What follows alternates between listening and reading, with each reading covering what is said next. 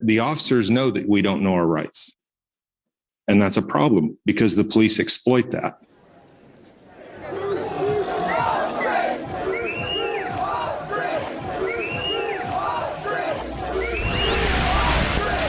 Wake up. Wake up. Wake up. He's behind you.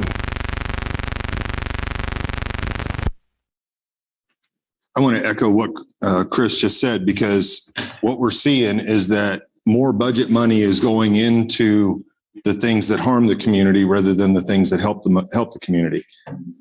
And we already have a lacking mental health on the street. I've been having people let me know that they call for mental health assistance, and the next thing you know, somebody's criminally charged. We need to have resources, and this is one of those resources. In the last couple of weeks, I've gotten pretty angry with this process because I sit and listen to police officers lie about the way they conduct the process. I've shown you guys how that process has been misconstrued and misapplied. On the way here this evening, I watched officers stop a young man on the street, a minor, without his parents there. And it took me asking him or telling him, ask the officer if you're being detained. Ask the officer if you're being detained. 2 years ago, I would have been manhandled by the cops for that.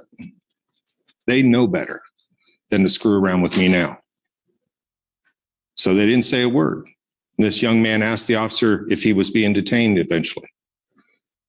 And the officer kind of, well, I wouldn't answer. My point with this is that the officers know that we don't know our rights. Out of all the people in this room, I bet there's half that don't know the extent of their rights when they encounter police. And that's a problem because the police exploit that. And it gets deeper with what the changes that they're wanting you to make to the laws. The police are going to make their changes regardless, apparently. I understand you guys have no purview over that, so the chief is going to sign off on that. And they're going to take away wording that prevents officers from violating constitutional law. We've already seen in the last couple of weeks that these officers do violate constitutional law on a regular basis. It's habitual. It's a common practice to threaten charges to get people to comply with illegal wishes. He didn't want me following him, so he decided to threaten a charge. It's not appropriate. We have a lot of people in this community that have mental health needs. And when officers show up and they behave like that, somebody gets a criminal charge. And it's not right. Now, there's something new that I was made aware of this week, 988.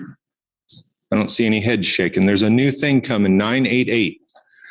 Now, I hesitate because this one is one that I think is being misconstrued to the public already. I've had a couple of people reach out to me and tell me that this is supposedly something where instead of calling 911, they call 988 and mental health people actually respond like the police. Now, I looked this up and it links back to the Suicide Prevention Center. So if somebody in this city or this county is selling this as some kind of mental health to the community, I want you guys to stop that lie right now, because that doesn't appear to be what this is. It appears to be a hotline connected back to the Suicide Prevention Center. So there's somebody at the county that was saying some things. Have a good night.